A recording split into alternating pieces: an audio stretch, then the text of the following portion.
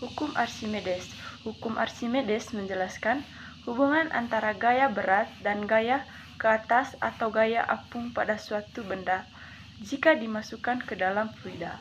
Bunyi hukum Archimedes, suatu benda yang dicelupkan sebagian atau seluruhnya ke dalam fluida akan mengalami gaya ke atas yang besarnya sama dengan berat fluida yang dipindahkan oleh benda tersebut.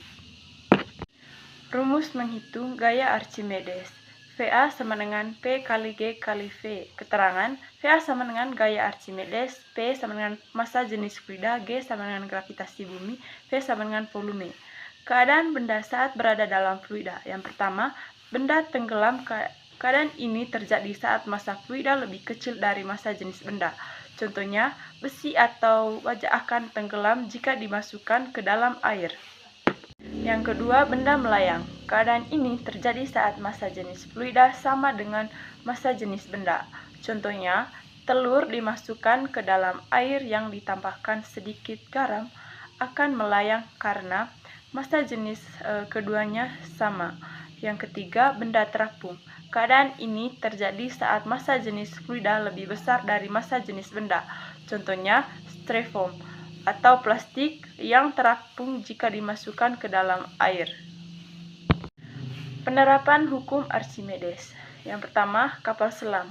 Kapal selam merupakan salah satu contoh penerapan hukum Archimedes dalam kehidupan sehari-hari.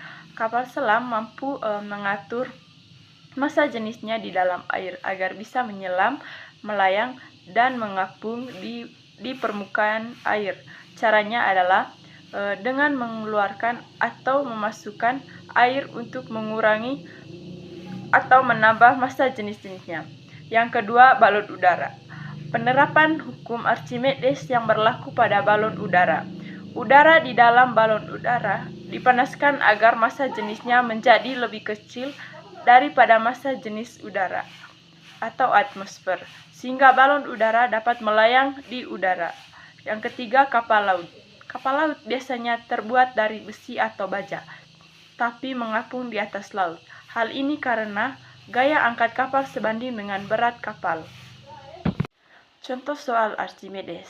Sebuah benda memiliki massa sebesar 50 kg ketika berada di udara. Kemudian, benda tersebut diukur di dalam air dan hasil pengukurannya sebesar 25 kg.